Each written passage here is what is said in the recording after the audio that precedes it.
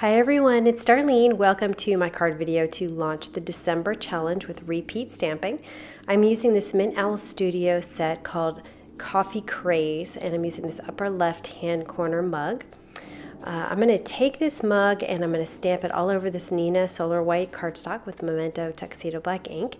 I'm starting in the middle and I'm working my way outward. I'm just tilting it in different directions, and I'm really speeding this up quite a bit because I tend to think about this a lot because I want everything to fit just perfectly. I'm going to be coloring these stripes in 3 different colors: pink, purple, and blue. So what I'm going to do is label each one ahead of time. So I'm going to really plan this out because I don't like to wing it. So I'm going to label them with the color that goes to make sure that I don't have 2 pink next to each other, 2 purple next to each other, or 2 blue next to each other. So I'm just evenly distributing my colors, and then I'll get to work on my coloring. So the purple ones are going to be BV, which is blue violet, 01, 02, and 04.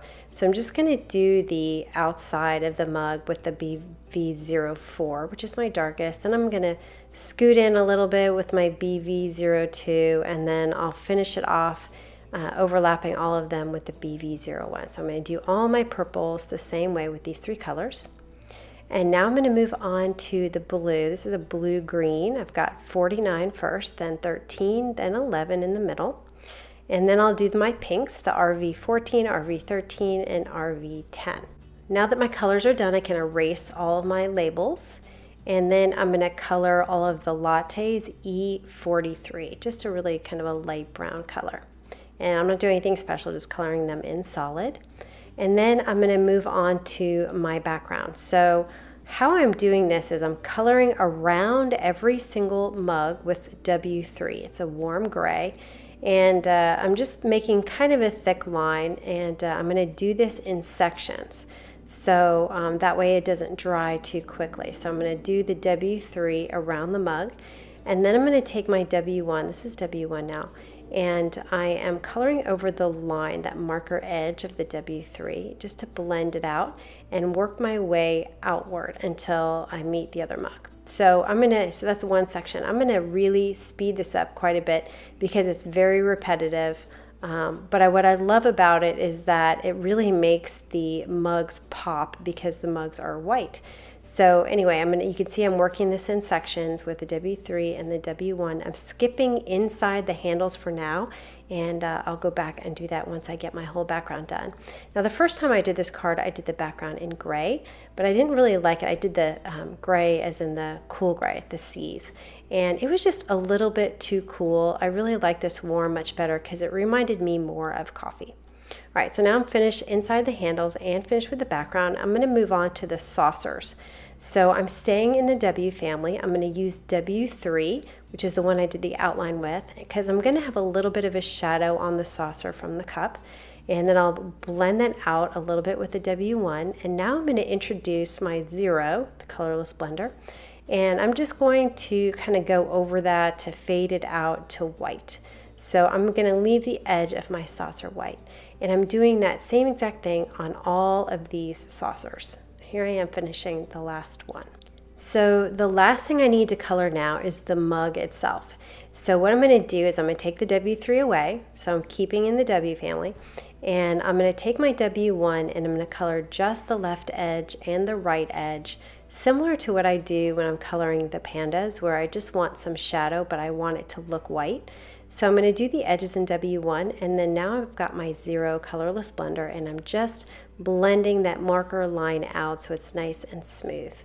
And I'm going to do the same thing on the handle. So I'll take the W1, just do the inside of the handle a little bit, and then blend it out with the 0. I'm doing this really, really quickly, and it's not very precise. I just want to get the illusion of some shadowing. I'm going to add one more thing to make these mugs pop off the page, and that is W7. So I skipped from W3 all the way up to W7, and I'm not really doing any coloring. I'm just drawing a line, and I'm drawing a line on every surface that sort of faces north is what I'm calling it. So whatever faces the top of the card, I'm just drawing a line. And what this is doing is sort of giving it a little bit of a shadow, the perception of a shadow.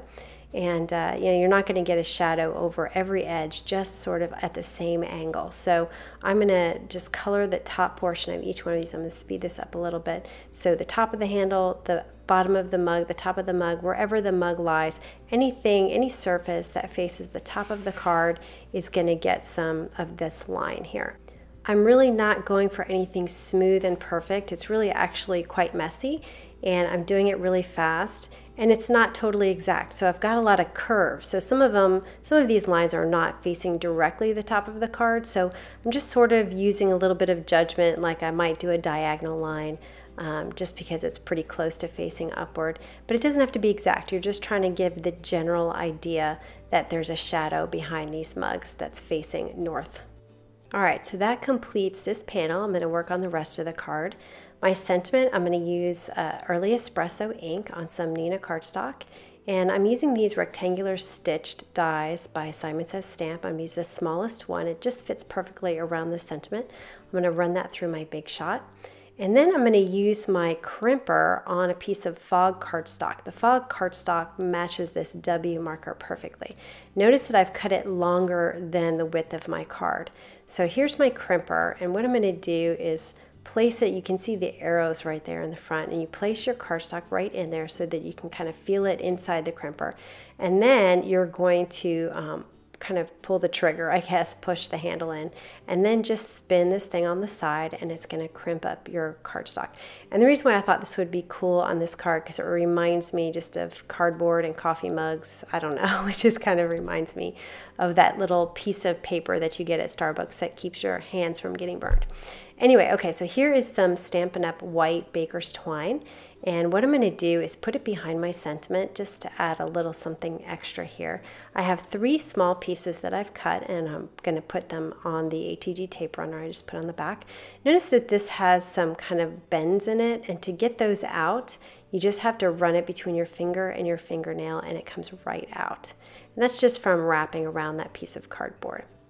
I'm going to put some Scotch foam tape on top of my string, and then I'm going to add some ATG tape runner to the back of my crimped piece, but then I realized I was going to wrap this around, but I thought I really need to adhere the sentiment first. So I laid it on my card so I could just get it positioned correctly. I want it off to the right a little bit, so I'll adhere that to my fog piece, and then I'll wrap the string around. What I'm going to do is separate it first, and then I'll wrap the middle one, and then I'll wrap the left and then the right, so they're all in different directions. And then I'll just cut off the excess. And then to adhere this to the card, because it's crimped, I really want to make sure it sticks all the way to the edge. So I'm going to use some Tombow Mono Multi Glue, and I'm going to press that down. And I was going to cut off the excess, but I didn't want to get any of that glue on my scissor. So I just grabbed a piece of a Post-it, which I could see through, and I put it on top so that it would stick to the Post-it and not my scissors. And then I just cut it off. And I still had one little extra piece that I didn't get, so I just got that with a scissor, and I didn't get any glue on my scissor at all. Okay, so I'm going to take this panel, I'll put some ATG tape runner on it, and adhere it to a Neenah Solar White A2 card base. And that is the card for today. So repeat stamping, I think it's going to be fun. I'm looking forward to seeing what you guys come up with. I hope you enjoyed that, and I will see you next time. Thanks for watching.